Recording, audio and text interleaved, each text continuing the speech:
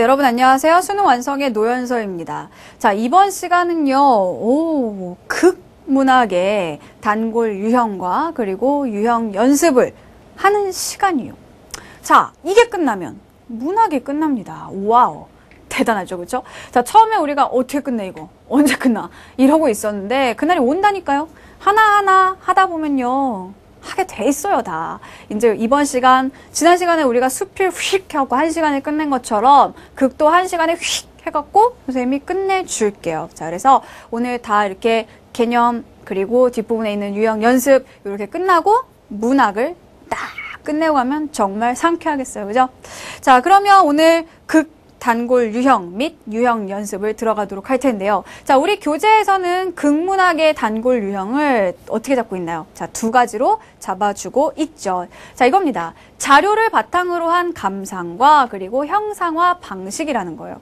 자, 이것이 무엇이냐 하면은요. 이것도 결국 우리가 지금까지 계속 해왔던 것들이에요. 자, 자료를 바탕으로 감상을 한다라고 했을 때 우리 교재에는 자료라고 해서 자료에 나오는 것이 뭐냐 하면 작품의 뭐 문학적 특성과 의의, 뭐 작품의 이해에 도움이 되는 자료 뭐 이런 것들 있죠. 결국 뭐예요? 소설이랑 똑같이 읽는 거죠. 그래서 무슨 보기에 주어진 뭐 시대 상황, 창작 배경 이런 것들을 통해서 자, 이 소설의 이 극에서 마찬가지로 소설과 마찬가지로 이 희곡이나 이 시나리오에서 말하고자 하는 바가 무엇인가, 즉 주제의식이 무엇인가, 표현하고자 하는 바가 무엇인가 이런 것들을 찾아내는 거고요.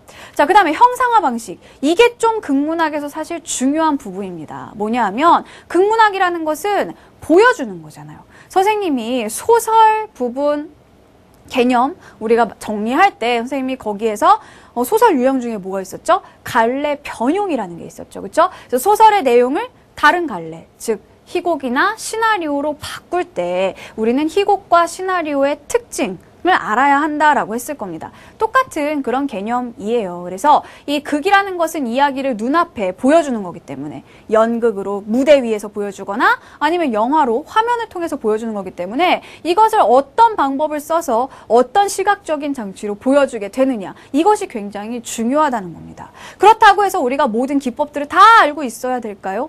아니죠. 우리가 무슨 연극 영화학과에 다니는 학생도 아닌데 기법을 다 알 수는 없습니다. 다만 뭘 주의하면 되겠어요? 우리에게 그때그때 주어지는 보기들을 보면 됩니다. 보기에 형상화 방식들이 제시가 될 거예요. 그래서 무대에 뭐 특정한 어떤 부분은 뭐 이런 기능이 있고 아니면 또 조명장치는 이런 기능이 있고 또 씬 같은 거를 구성하는 데 있어서 뭐 이러이러한 방법이 있고 이런 식으로 새로운 개념들은 우리에게 보기가 주어질 겁니다.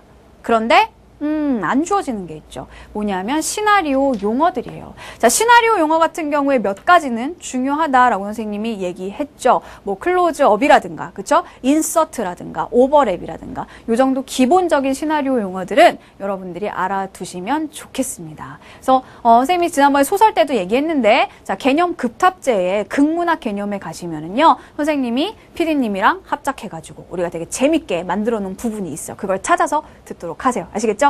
자, 그러면 오늘 개념 막차 정리하겠습니다. 뭐 우리 교재에도 이 극문학에 대해서는 개념 정리 되게 짧게 돼 있죠. 이걸 선생님이 더 압축을 했습니다. 우리가 극문학 지문을 볼 때 어떤 점들에 유의해서 보아야 하는가. 자, 첫 번째 개념 막차입니다. 자, 일단 중요한 건 내용 파악이에요. 아무리 우리가 형식에 대해서 뭐 많이 알고 있다 하더라도 주어진 지문의 내용을 잘못 파악하면 다 틀립니다. 자, 그래서 자, 극지문의 내용을 파악하는데 어떻게 파악하냐? 소설이랑 똑같은 방법으로 접근하면 돼요. 자, 우리가 소설 볼 때 인물의 심리 상태 봤죠? 사건이 어떻게 전개되는가 봤죠? 소재의 의미, 배경의 의미 이런 것들 중심으로 봤습니다. 극문학도 똑같아요. 결국 어떤 사건과 이야기를 전달해 주는 것이기 때문에 소설과 동일한 방법으로 인물의 심리 상태. 다만 이런 건 있겠죠. 소설에서는 인물의 심리 상태를 직접 서술해 줄 수 있어요. 서술자가 이 사람이 지금 내면 심리가 어떻다라는 걸 직접 말해 줄 수 있지만 자, 극에서는 어떻죠? 인물의 행동과 대화로 대사로 보이게 되죠. 자, 그래서 이 극에는요, 직접 제시가 아니라 소설로 따진다면 직접 제시가 아니라 간접 제시의 방법으로 제시됩니다. 그래서 인물의 행동 속에 나타나는 혹은 인물의 대사 속에 나타나는 인물의 심리를 판단하는 거. 이게 되게 중요하다는 거예요. 자, 그 다음에 사건 전개. 지금 무슨 사건들이 일어나고 있는가? 이거는 뭐 주시하셔야겠죠. 그렇죠? 그 다음에 소재의 의미, 배경의 의미 똑같습니다. 뭐 소재의 의미 뭐였어요? 갈등을 형성한다, 뭐 갈등을 해소한다, 인물의 심리를 나타낸다, 뭐 이런 것들이라고 했죠. 그렇죠? 배경도 소설과 비슷한 방법으로 봐주시면 되겠습니다. 자, 그래서 내용을 파악하는 게 일단 제일 중요하고요. 이걸 제대로 못 파악하면 어떤 문제도 풀 수가 없습니다. 자, 두 번째. 자, 그 다음에 해야 될 게 형상화 방식이라는 거죠. 이 내용을 글로 써서 소설로 전달하는 것이 아니라 우리에게 뭐라 그랬어요? 어떤 여러 가지 방법을 통해서 시나리오 기법들 혹은 희곡에서의 어떤 무대 위의 형상화 방식들, 자, 이런 것들을 통해서 우리에게 제시를 해줄 겁니다. 자, 근데 그 형상화 방식은 얘기했죠. 새로운 것들 우리가 알고 있어야 되는 거 아니고요. 문제 보기가 다 나와요. 자, 그래서 우리가 수능에 대비하는 방법은 뭐냐? 수능 완성뿐만 아니라 여러분, 우리에게 연계 교재가 많이 있죠. 그쵸? 자, 우리에게 주어진 연계 교재에서 극문학에 해당되는 부분을 보세요. 거기에 보면 보기에 시나리오 기법이나 혹은 그 연극의 형상화 방식에 대해서 보기에 어떤 그런 설명이 나와 있는 경우들이 있습니다. 그 개념들이 연계될 수 있으니까요. 연계 교재에 나와 있는 보기, 이 개념들로 여러분이 무장하고 계시면 된다는 겁니다. 아시겠죠? 자, 그러면 이렇게 두 가지 사강 선생님이 강조했어요. 내용 파악하는 게 제일 중요하다. 형상화 방식은 뭐 딴 거 알아보려고 하지 말고 우리 연계 교재에 나와 있는 것들만으로도 대비가 충분히 될 수 있다라는 얘기입니다. 자, 그러면은 우리 유형 다지기 문제를 먼저 풀어봐야 될 텐데, 자, 우리 44쪽에 보면 아벨만의 재판이라는 작품이 나와 있습니다. 자, 근데 선생님 뭐라 그랬어요? 일단 내용을 파악을 해야 되는데 내용 파악하는 방법은 소설이랑 동일하다 그랬죠. 자, 그러면 우리가 소설 문제 풀 때 뭘 제일 먼저 봤죠? 문제에 나와 있는 보기를 제일 먼저 봤습니다. 그래서 보기 중에서 이 작품에 대한 정보를 제공해 주는 게 있는지를 보고 왔죠. 자, 그럼 마찬가지예요. 자, 문제를 한번 보세요. 자, 1번, 2번이 있는데, 자, 1번에 보면 보기를 참고하여 위글에 대해 감상한 내용으로 가장 적절한 것은 했단 말이에요. 자, 그래서 1번에 뭔가 보기에 재판이라는 것에 대한 얘기가 나와요. 하지만 재판 그 자체에 대한 이야기는 아닐 겁니다. 연극에서의 재판이, 그죠? 이 연극에 나오는 재판이 어떤 의미를 가지느냐, 이 부분이 이제 중요해지게 되는 거겠죠. 그렇죠? 자, 그러면 보기를 한번 읽어보도록 하죠. 자, 재판은 본질적으로 어떤 사건이나 문제에 대한 적법성과 위법성을 따지는 토론으로 이루어지며 재판의 결과는 선과 악, 정의와 불의, 진실과 허위를 판가름하는 것이다. 그런데 재판이 얼마나 적절하게 운영되는가에 따라 같은 사건에 대한 재판의 결과가 달라질 수 있다. 자, 보십시오. 자, 재판이란 선과 악을 판가름하는 어떤 절차라고 이야기를 했어요. 자, 그런데 선과 악을 제대로 판가름을 해야 되죠. 그쵸? 나쁜 사람을 악이라고 규정하고 착한 사람을 찾아낼 수가 있어야 됩니다. 제대로 된 재판이라면요. 자, 그래서 적절하게 운영된다면, 자, 선과 악이 정말 진실 그 자체로, 진실대로, 그쵸? 실제대로 드러나게 되겠지만, 만약에 이 재판에 어떤 부정이 개입되어 있다면, 뇌물, 뭐 이런 것들이 개입되어 있다면, 이것이 뒤바뀔 수도 있겠죠. 자, 그렇기 때문에 따라서 재판은 그것이 이루어지고 있는 한 사회의 도덕성을 자연스럽게 드러내준다고 할 수 있다. 결국 지금 보시면은요, 자, 이 보기가 하고자 하는 이야기는 한 가지예요. 자, 재판을 통해서 우리는 무엇을 알 수 있다?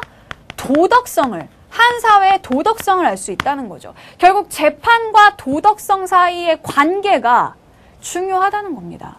우리는 이 지문에서 이제 한 재판 장면을 보게 될 텐데 이것을 통해서 우리는 그 사회의, 이 지문 속에 나온 사회의 도덕성을 판단해 볼 수가 있다는 거죠. 그러면 지문 안 봤지만 솔직히 말해서 답 찾을 수 있죠. 뭐예요? 보기만 갖고 답 찾아봐요. 보기는 결국 중요한 내용이 재판을 통해서 한 사회의 도덕성을 판단할 수 있다는 거예요. 이거와 관련된 내용 하나밖에 없어요. 3번. 집단의 안위를 위해 재판에서 무고한 개인을 희생시키려는 모습을 통해 비도덕적 사회를 비판하고 있다. 재판과 도덕성의 관계를 다루고 있는 선택지는 3번. 하나밖에 없다는 겁니다. 얘가 답이에요. 답이에요. 자, 이제 우리 그냥 내용만 한번 확인을 해보도록 할게요. 자, 2번 같은 경우에는 뭐예요? 연출자가 연기자에게 요구할 내용, 즉 연기 지시사항이라는 거는 뭡니까? 이 부분 대사할 때 어떻게 해라, 대사를. 뭐예요? 거기에 드러난 인물의 심리 상태를 우리가 정확하게 파악을 해야, 그죠? 연기 지도를 제대로 할 수 있겠죠. 슬프다는 심리를 파악을 해야 슬프게 하라고 연기 지도를 할 수가 있겠죠. 그죠? 자, 그래서, 자, 이런 문제 유형 굉장히 자주 등장을 하게 되는데, 인물의 심리를 파악하는 겁니다. 쉽게 생각하세요. 자, 그러면 지문을 한번 보도록 하겠습니다. 자, 앞부분의 줄거리. 전쟁을 겪은 중립국의 작은 마을에 해방군 사령부에서 총독격의 연락관이 부임하여 마을 유지들에게 전범자의 자율적인 색출을 명령한다 라고 했습니다. 무슨 말이에요? 어렵긴 한데, 자, 작은 마을에 총독격, 높은 사람이에요. 그죠? 이 높은 사람이 와가지고는요, 뭐라고 했냐면, 이 마을 유지들, 유지라는 거는 마을에서 그래도 좀 약간 어느 정도 힘이 있는 사람들이죠. 그죠? 이런 사람들에게 전범자, 그죠? 전쟁에 뭐예요?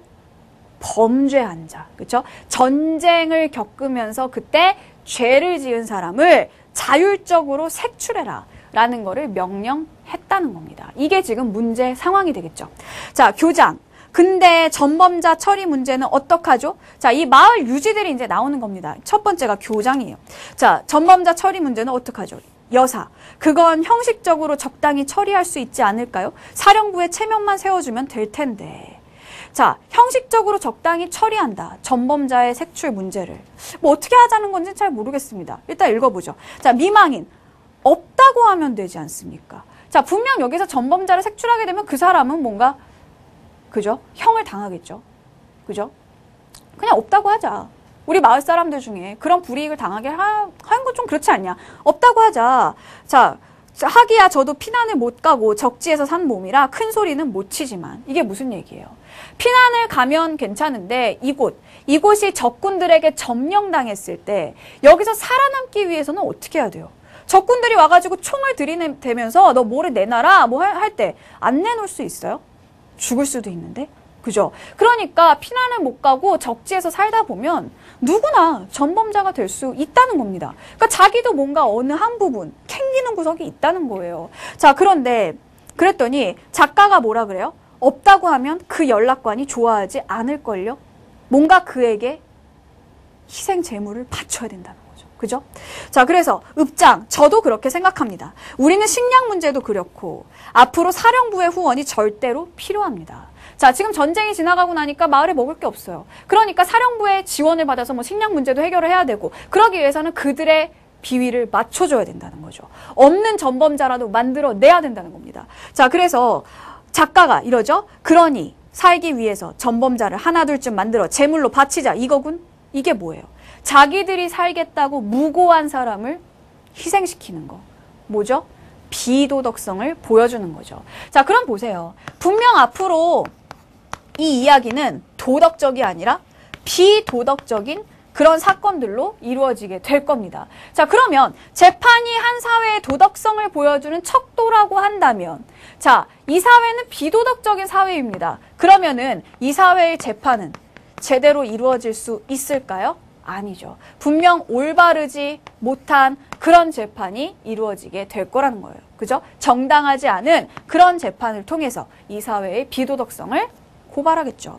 자, 그럼 계속 보세요. 자, 그랬더니 읍장이 표현이 과합니다. 여사, 글쎄 부인도 계시고 재정관도 있지만 일단 적군 점령 하에서 산 사람이 대상이 될 수밖에 없겠죠. 자, 적군 점령 하에서, 즉 피난을 가지 않고 이곳에서 살았던 사람이 부인도 계실 거고 재정관도 있겠지만 일단 그런 사람들을 대상으로 해야 한다. 안 그렇소 교장? 교장, 그럴 것 같군요.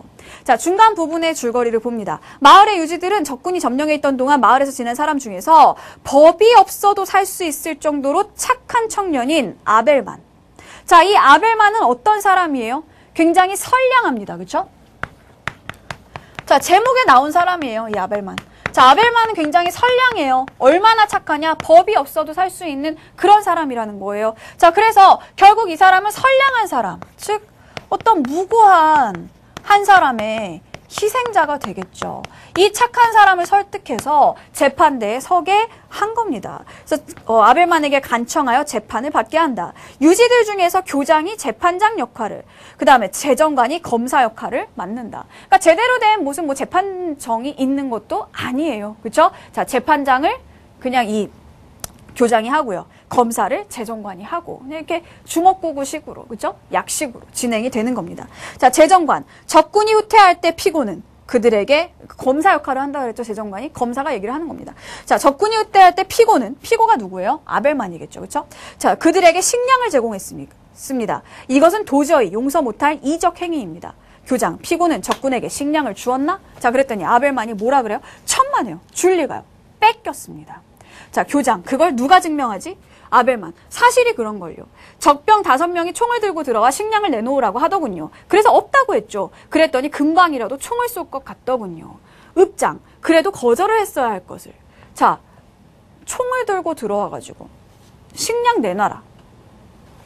자, 그래가지고 뭐라 그래요? 없어요. 처음에 물론 거부를 했습니다. 그쵸? 없어요. 그런 거 없어요.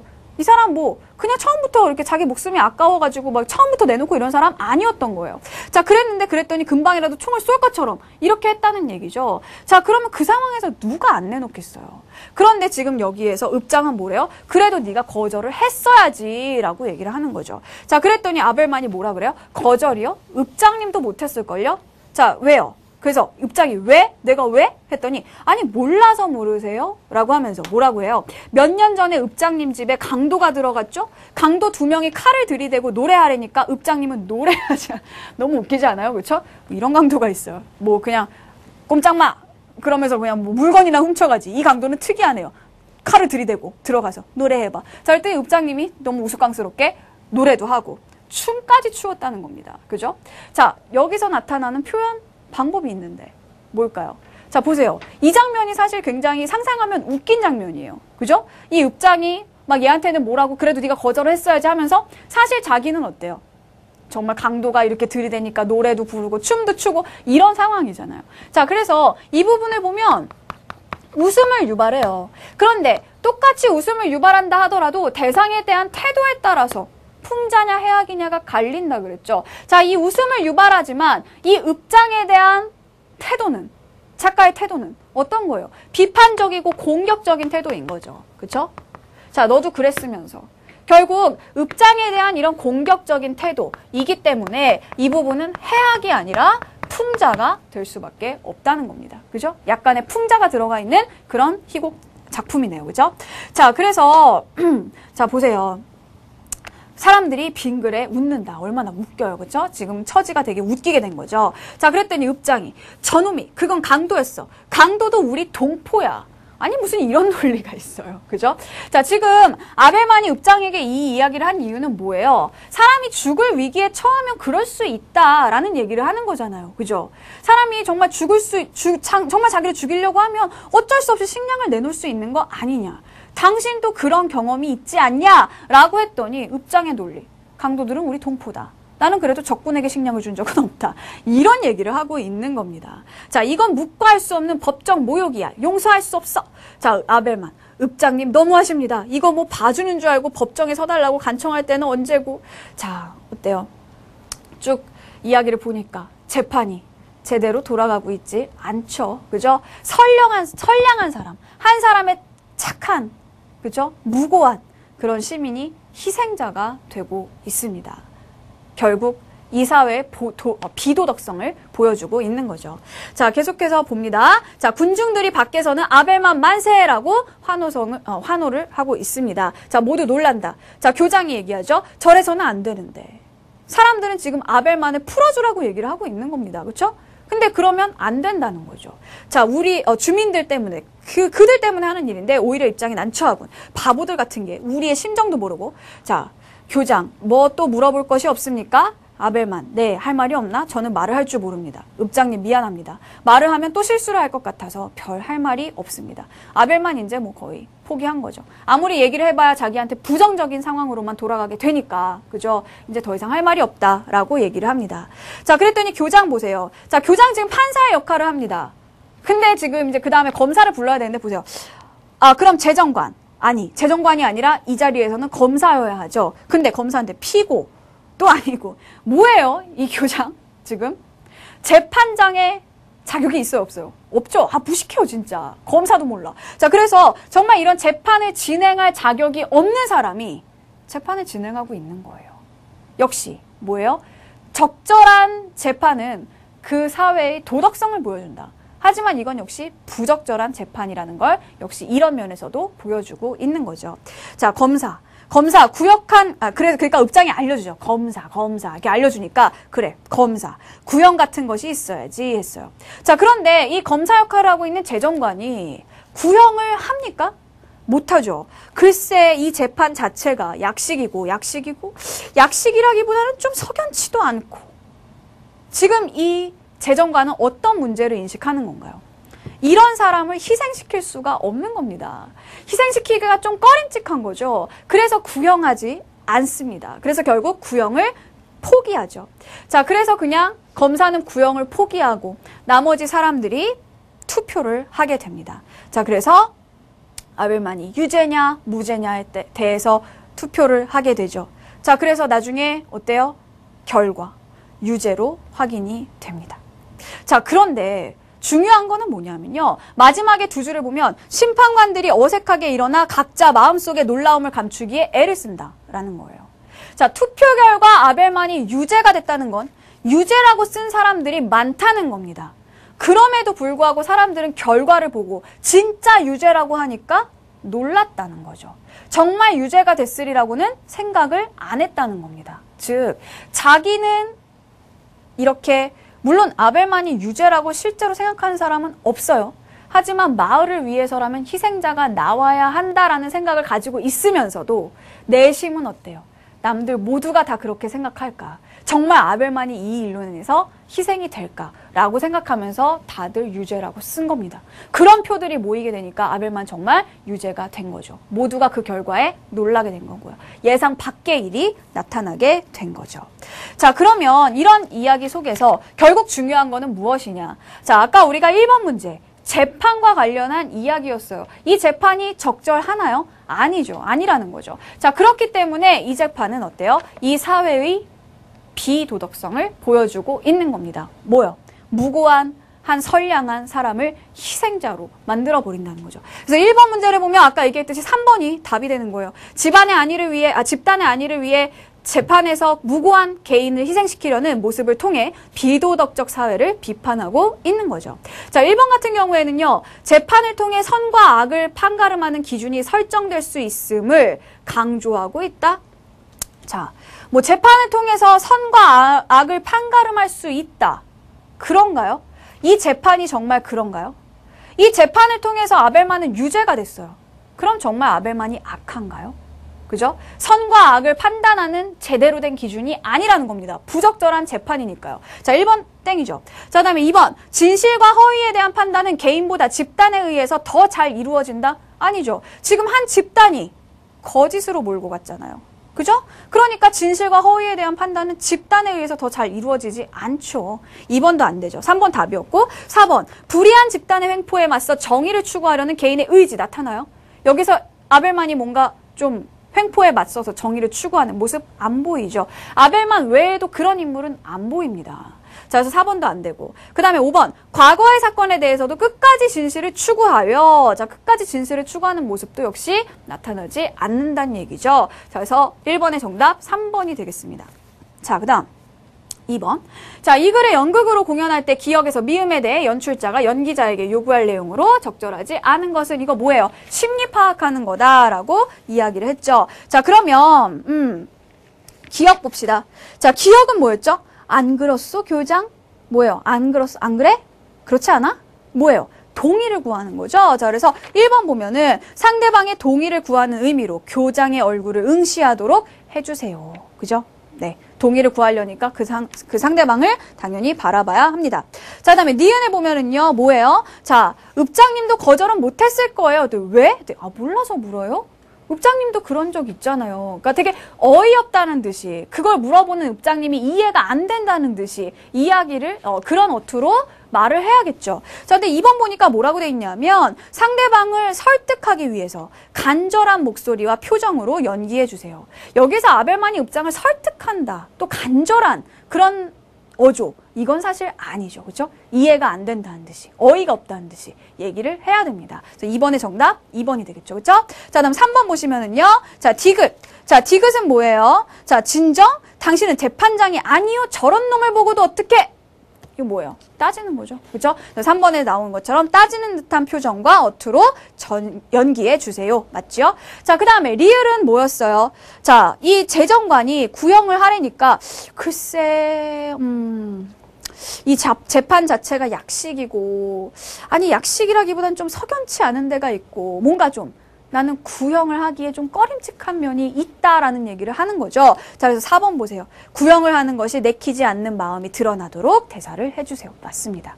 자, 마지막으로 미음은요. 이건 뭡니까? 자, 미음을 보면 자, 이건 뭐죠?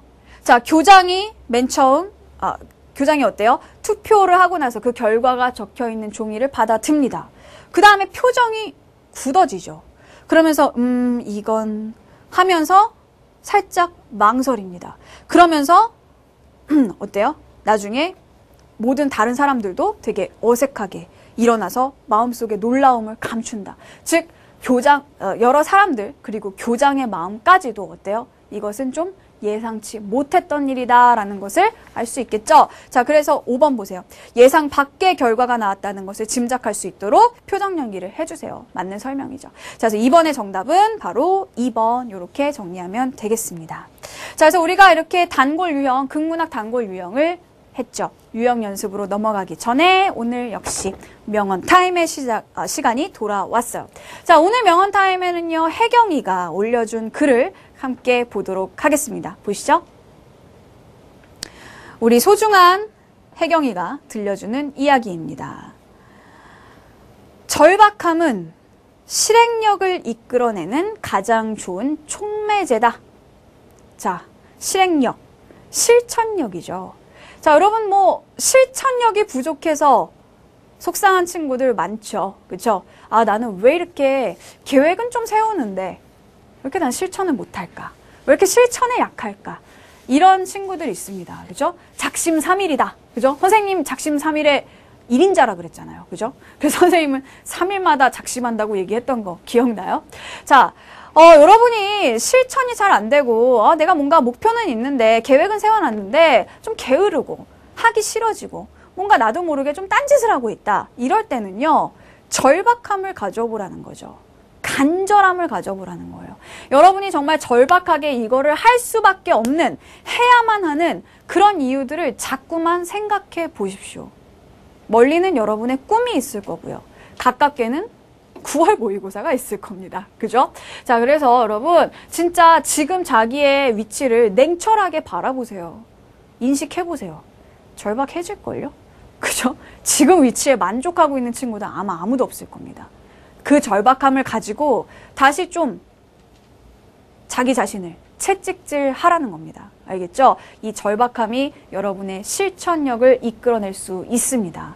좀 가끔은 자기 자신을 이렇게 몰아칠 필요도 있어요. 느긋하게 있지 말고 괜찮아. 이 정도면 됐어. 이러고 있지 말고요. 절박한 심정을 한번 가져보라는 거죠. 아시겠죠? 네, 혜경이가 올려준 명언이었습니다.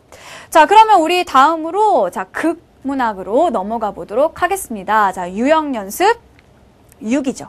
자, 66쪽으로 가시면 돼요. 네, 몇 장만 좀 이렇게 살짝 넘겨가지고 자, 66쪽으로 가도록 합시다. 우리 극문학에 지문이 하나가 나와 있어요. 여기에. 자, 이 하나가 나와 있는데 뭐죠? 서편제가 나와 있죠. 그렇죠? 이 서편제라는 시나리오가 여기에 제시되어 있습니다. 자, 그런데 시나리오 같은 경우에는 어떤 그런 장면 구성 기법 같은 것들이 좀 중요할 수 있습니다. 그래서 그 장르의 특징, 아까 얘기했던 형상화 방식, 이런 것들과 관련된 보기의 설명들, 이런 것들 유의하면 된다고 했죠. 그래서 1번 문제에 무슨 그 준비와 여파라는 이런 부분이 나와 있는데 이 개념 나중에 한번 정리를 해보도록 할게요. 자, 1번은 그래서 그런 어떤 그 형상화 방식과 관련된 그런 문제가 되겠고요. 자, 그 다음에 2번 같은 경우에는 이제 뭐죠? 대사를 통해서 우리가 알 수 있는 그런 의미들, 그죠? 아니면 뭐 인물의 심리, 이런 것들을 묻는 문제입니다. 자, 그 다음에 3번 같은 경우에는 뭐죠? A에 대한 설명으로 적절한 것은 이라고 해서 어떤 사건이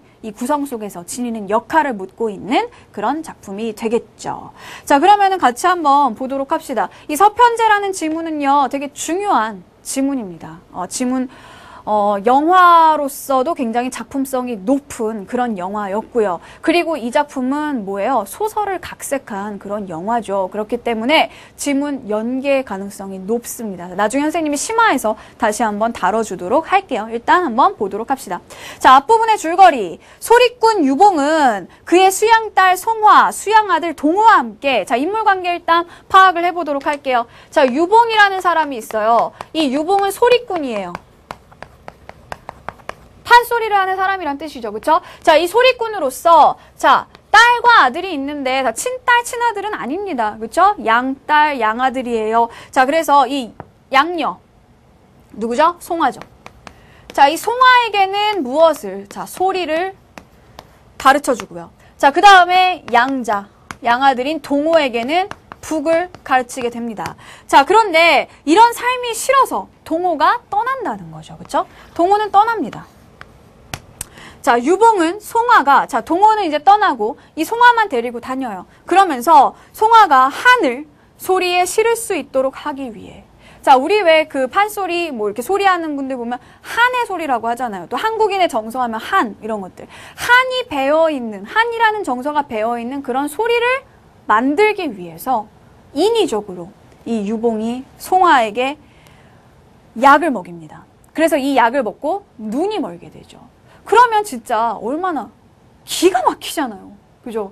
아니, 이 소리를 하겠다고 내가 원한 것도 아닌데 어느 날 갑자기 약을 잘못 먹어서 앞이 안 보이게 돼요.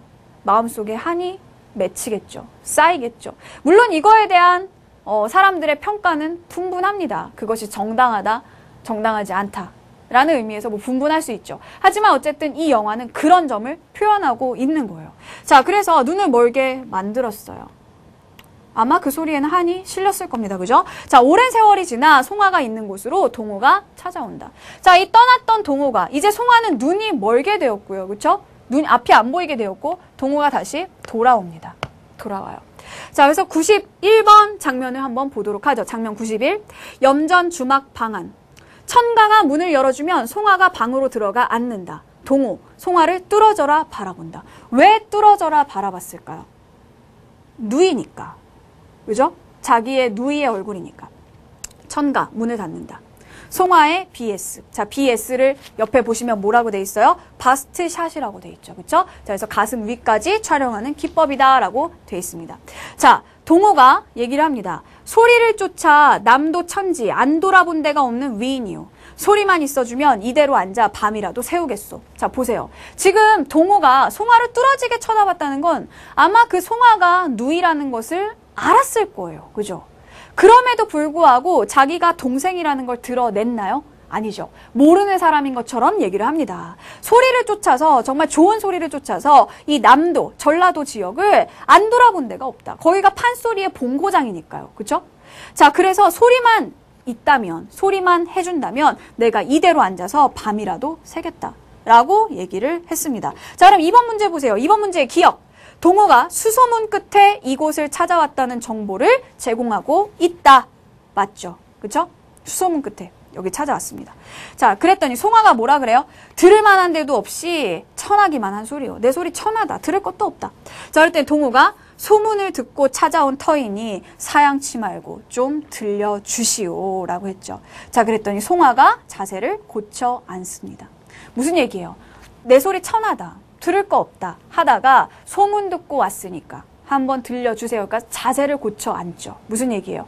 안 하려다가 하게 됩니다. 뭔가 심경에 혹은 태도에 변화가 생긴 거죠. 자, 이번에 2번 보세요. 자, 이 니은은 망설이던 송화의 행동을 진전시키는 대사이다. 소리를 할까 말까, 이 사람에게 들려줄까 말까 망설이던 송화가 자세를 고쳐 앉고 소리를 하게 해주는 그런 대사가 된다는 거죠. 됐죠? 자, 그 다음 보죠. 자, 송아가 자세를 고쳐 앉았고요. 동호는 북을 앞으로 잡아 끌며 북을 잡아본 지 오래돼서 장단이나 맞을는지 모르겠소. 동호, 북을 둥둥 친다. 자, 그래서 93번 장면을 보면은요, 이 동호의 북소리에 맞추어서 송아가 이제 소리를 하는 그런 장면이 나옵니다. 자, 동호 OS. 자, OS 옆에 보면 뭐라고 돼 있어요? 오버 더 숄더 샷이라고 돼 있죠. 그렇죠? 어우, 정말 발음이 저렴해요. 자, 오버 더 숄더 샷. 이게 뭐예요? 한 배우의 어깨 너머로, 즉 동호의 어깨 너머로 상대 배우의 모습이 나오게 하는 기법이다. 무슨 얘기예요? 자, 화면이 이렇게 있으면요. 자, 동호가 이렇게 있고요. 자, 이 동호의 어깨 너머로 자, 송아가 이렇게 나오는 그런 샷이라는 거죠. 이런 장면이라는 거죠. 무슨 말인지 알겠어요? 자, 그래서 이 어깨 너머로 송아가 나오는 그런 장면입니다. 그림을 너무 못 그려서 창피하니까 지우고. 자, 뭔 얘기인지 알기만 하면 돼요. 자, 계속해서 보도록 합시다. 자, 송아가 이제 소리를 하죠. 그쵸? 이 말이 지든 마든 산후주렴을 거쳐버리고 버선발로 우르르르르 아이고 아버지. 자, 송아 얼굴이 나옵니다. 신봉사 이 말을 듣고 먼 눈을 희번덕거리며 에이 이거 웬 말이냐. 누가 날더러 아버지라고 허여. 나는 아들도 없고 딸도 없어. 무남동녀 왜 따라나. 물에 빠져 죽은 지가 오금 3년인디 아버지라니 누구여. 아이고 아버지 여태 눈을 못 뜨셨소. 아버지 눈을 떠서 어서 나를 보옵소서. 자, 심청가네요. 그렇죠? 심청가의 한 대목이 나옵니다. 소리하는 송아, 북치는 동호. 송아, 동호. 소리하는 송아, 북치는 동호. 어때요? 장면이 계속 왔다 갔다 하죠. 그렇죠? 송아, 동호, 송아, 동호, 송아, 동호. 이런 식으로. 뭔가 좀 굉장히 어때요? 우리한테 긴장감을 좀 유발하면서 원래 이렇게 장면이 빈번하게 전환되면요. 긴장감이 유발이 됩니다. 그래서 긴장감이 유발되면서 뭔가 관객들의 집중을 유도하는 것처럼 보이죠. 자, 동호 OS 송아, 송아를 뚫어지게 바라보는 동호. 자, 그래서 이 송아와 동호의 어떤 그 소리의 주고받음이 여기에 드러나게 되는 거죠. 자, 94번 봅니다. 문이 열리고 천가가 밖을 내다본다. 송아는 뒤에 앉아있다. 자, 염전길, 동호 버스를 기다리며 서 있다. 천가, 저 사람이 자네가 늘 기다리던 동생인가? 예. 헉! 뭐야? 알고 있었네요. 그죠? 자, 동호가 와서 자기가 동생이라고 얘기 안 했습니다. 근데 송아는 그게 동생이라는 걸 안 해요. 그죠? 왜 이 사람들은 서로 아는 척을 안 했을까요? 뭔가 우리가 상식적으로 생각할 때 막 눈물 나는 상봉이 있어야 될 것 같잖아요. 그렇죠?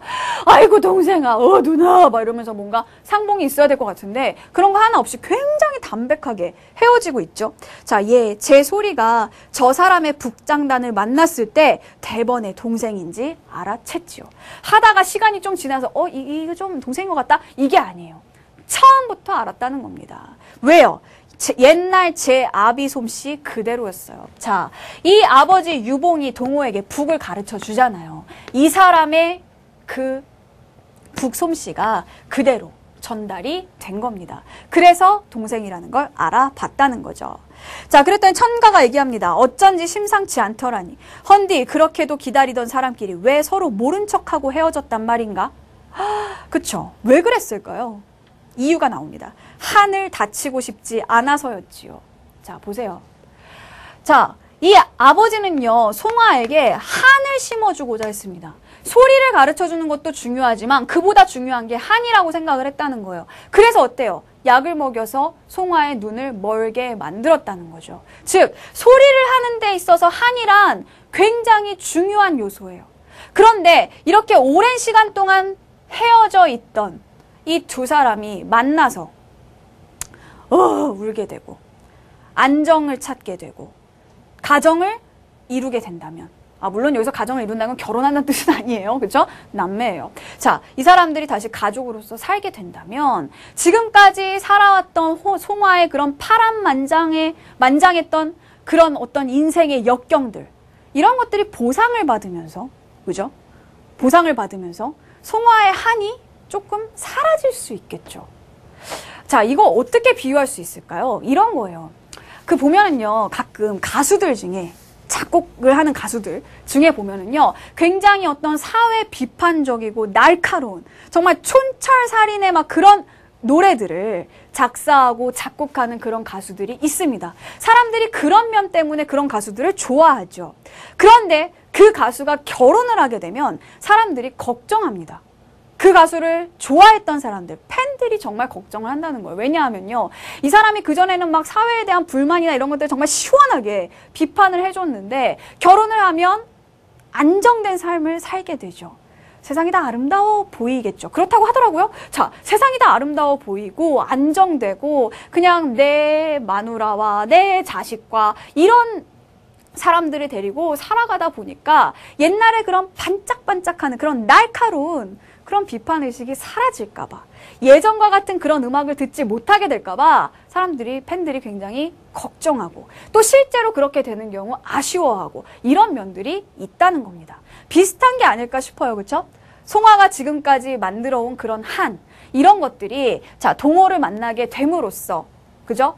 이 어떤 그 가족 간의 어떤 해후, 이런 것들을 하게 됨으로써 이 한이 사라지게 될까봐, 한이 닫히게 될까봐 두 사람은 그냥 헤어진 겁니다. 그죠? 굉장히 예술적인 작품이에요. 이 작품, 이 영화는. 자, 그래서 보세요. 자, 무슨 한이 그렇게도 깊이 맺혔간디 풀지도 못하고 허망하게 헤어졌단 말이요.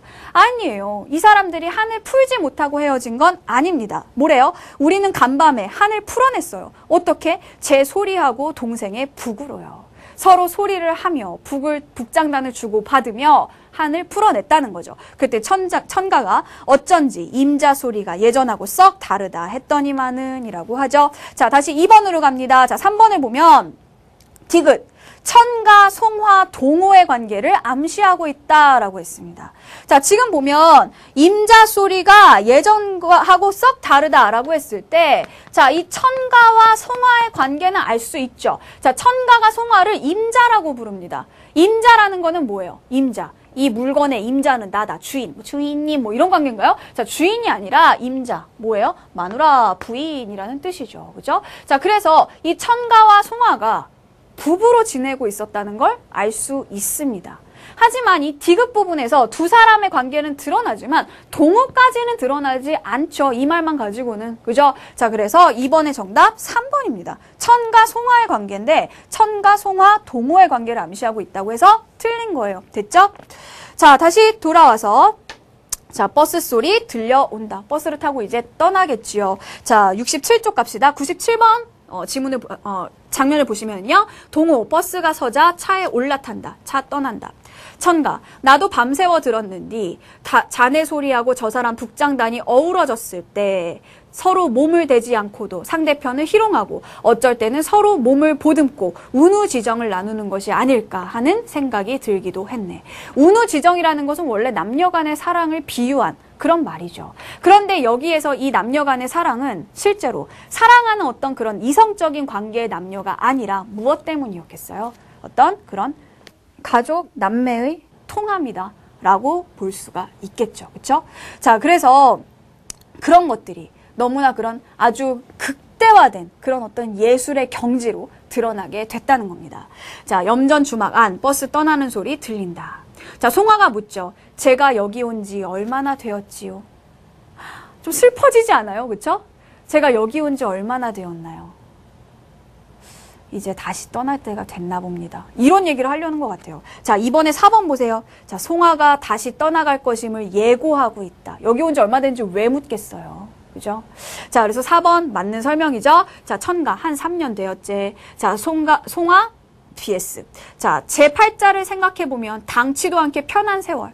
당치도 않게 편한 세월이 뭐예요? 송화는 원래 한을 가지고 소리를 해야 되는 사람이에요. 그죠? 파란만장하게 살아가야 되는 사람이에요. 그런데 그냥 이곳에 천가와 함께 부부로 살면서 너무나 편히 지냈다는 얘기죠. 이제 그만 몸을 옮겨야 할 때가 된 것 같아요. 나도 그럴 것이라고 짐작을 했네만 다시 호라비로 돌아가는구만 자기가요. 그쵸? 자, 정해진 곳은 있는가? 송화 고개를 젓는다. 자, 근데 여기서 천가 어때요? 잡아요? 아니죠. 존중하죠. 그런 송화의 소리와 송화의 한을 다 존중을 하는 겁니다. 그런 예술혼 자체를 존중하니까 어때요? 정해지거든 알려주소. 내가 짐을 붙여줌세. 아니 3년 동안 이 집에 있으면서 그냥 떠나버리겠다는데 그죠? 화도 안 내고 그죠? 붙잡지도 않고 서운해하지도 않고 그 사람이 하겠다는 대로 다 해줍니다. 자, 그래서 이번에 5번은 보세요. 미음, 천가의 따뜻한 성격을 드러내고 있다. 맞는 설명이라고 볼 수 있겠죠?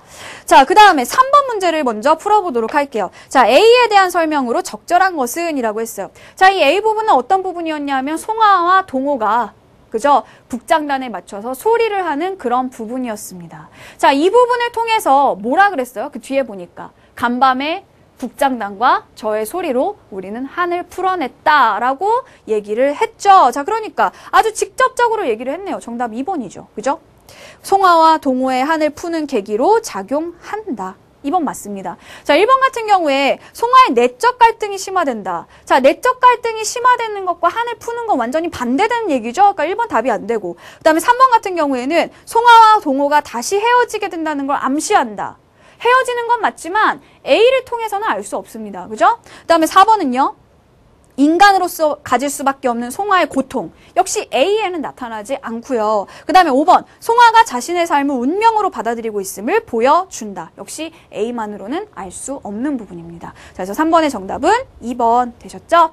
자, 마지막으로 1번이에요. 자, 빔에서 어떤 영화에 관련된 기법이 나옵니다. 그죠? 자, 이 기법을 같이 한번 먼저 보기를 통해서 개념을 한번 습득을 해보도록 합시다.